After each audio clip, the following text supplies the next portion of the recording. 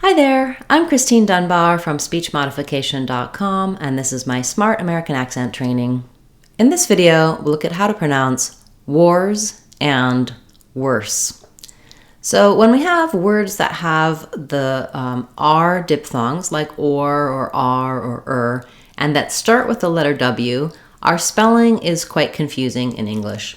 When we have words with WAR, we actually use the OR sound in these words. So words like warm, wars, warning, letters AR say OR. This is not typical for English, it just happens after W. So I've rewritten that for you here with WOR, and then in the word wars, our letter S says the Z sound. One way that can be helpful to remember this is to think about the word war has the same pronunciation as in I wore my clothes and going to war. Those two have the same pronunciation, both have the OR with the W sound. So making an association between this war and wars can be helpful for you. For example, thinking of what they wore to wars in the past may help you remember and be able to pronounce that wars more easily. Then when it comes to worse, words with WOR in English, that spelling have the sound. So worse is like the word were, as in we were, plus an S sound. So you can try to remember we were worse today than we were yesterday.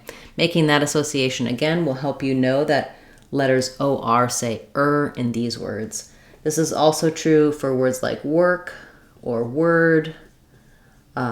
And here again for warm, for wars, it's true for words like worn or warm.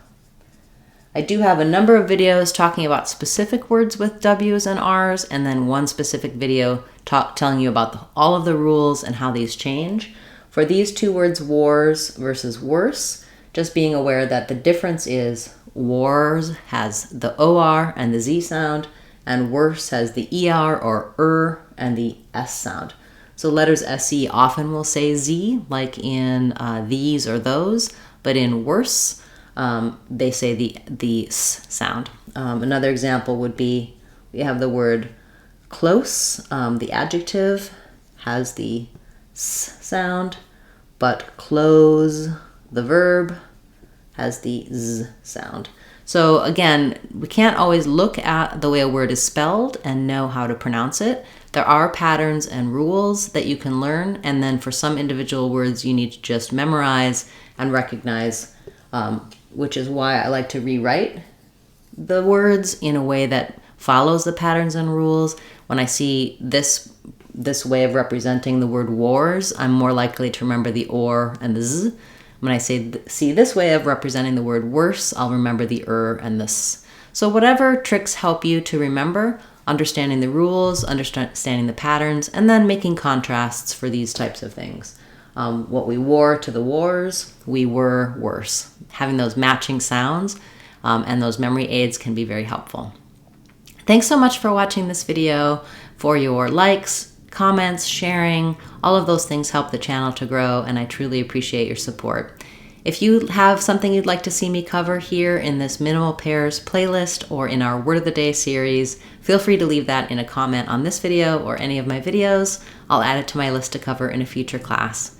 As I mentioned earlier, you can get more help for these sounds in our videos about W and R sounds, as well as in our Sounds of English course. We walk you through all of the sounds and spelling, help you to understand which words have which sounds, how they're spelled, accent error patterns to watch out for, and more. That's our Sounds of English course on speechmodification.com. I hope you'll check it out.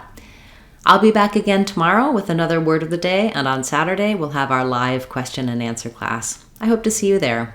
I'm Christine Dunbar from speechmodification.com. Remember, if you want to sound like a native speaker, you can do it. speechmodification.com. Bye everyone. Hope to see you again soon.